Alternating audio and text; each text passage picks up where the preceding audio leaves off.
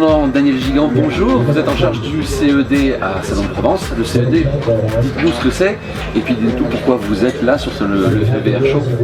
Alors oui, donc je suis bien effectivement le commandant Gigant Daniel. Je dirige le centre d'excellence drone de l'armée de l'air.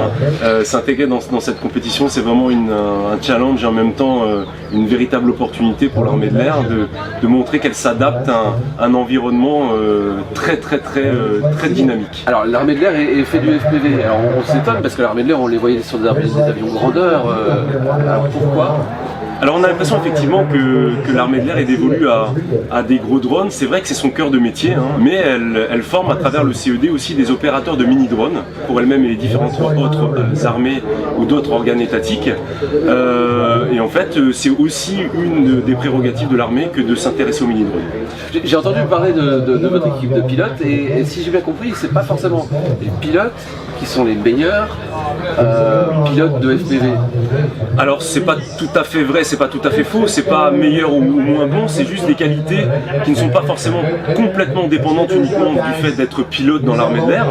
On a voulu justement tester des modèles pédagogiques et d'instruction différents avec des gens qui étaient différents pour démontrer qu'effectivement sur ce type de vecteur on pouvait être très bon sans être pilote. Donc il y a des non-pilotes qui sont exactement, et j'aurais tendance à dire que vous avez toutes les configurations, vous avez des très bons pilotes de FPV qui sont des pilotes d'origine et vous avez des très bons pilotes de FPV qui ne sont pas pilotes d'origine.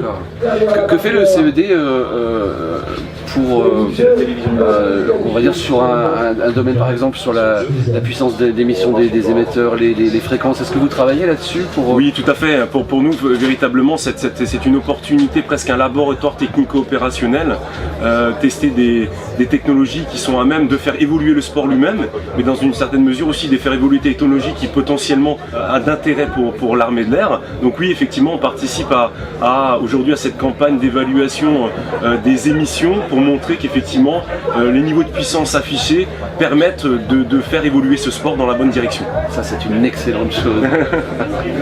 Et j'espère que ça va aller loin, que ça va pouvoir régir sur la discipline. Tout à fait, et d'autant plus que c'est même une première étape à la collaboration qu'on a avec ce sport qui est pour moi sublime, qui est vraiment en pointe de la techno. J'aurais tendance à vous dire, vous n'avez aucune innovation qui ne vienne pas par exemple de la Formule 1, qui n'arrive pas dans la voiture de Monsieur Tout-le-Monde. C'est vraiment avec cette idée-là que j'ai réussi, et grâce à une institution qui est l'armée de l'air, qui est très adaptative, qui a construit ce centre d'excellence drone et qui permet vraiment de faire ça. Et donc la deuxième étape dans cette dynamique, c'est de modéliser ces vecteurs. On sait que ces vecteurs sont principalement basés sur l'empirisme, d'une manière un peu, je me permettrais de dire geek, de produire les systèmes. Et là, on amène une plus-value avec une certaine normalisation, formalisation des vecteurs qui, je pense, feront évoluer d'autant mieux. Est-ce qu'on peut espérer que l'ARCEF ou la NFR, par exemple, utilise ces informations pour faire évoluer les choses? Je pense que c'est une possibilité. Je ne peux pas me prononcer là. Il faudrait que je puisse être en relation avec ces organismes.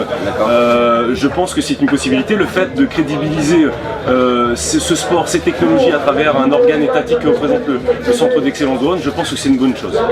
Les techniques de détection d'obstacles, pour vous, elles arrivent là maintenant, elles vont être assez efficaces, elles sont déceptives.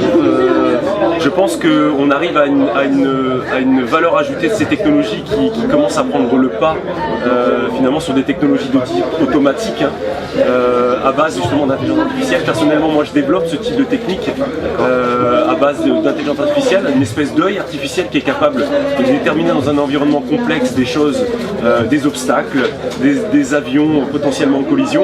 Donc oui, à terme, ce sont des technologies qui vont permettre, je pense, une intégration des drones dans l'espace aérien et finalement fédérer les avions pilotés avec les avions non pilotés. Si les jeunes nous regardent, ils ont envie d'intégrer le CED, qu'est-ce qu'il faut faire? C'est une très bonne question. D'un point de vue purement personnel, et là ça ne représente pas l'institution ce que je dis, j'aurais tendance à dire que moi je serais ouvert à avoir un centre vraiment très ouvert, civilo-militaire, une espèce de DARPA à la française qui permet de faire de la recherche, de la conception à travers des compétences également civiles au sein des forces. Maintenant, à l'état actuel, il faut être militaire. Il faut être militaire. Donc, il faut d'abord être militaire et ensuite postuler ou... Tout à fait. Ok. Merci Daniel Gigant.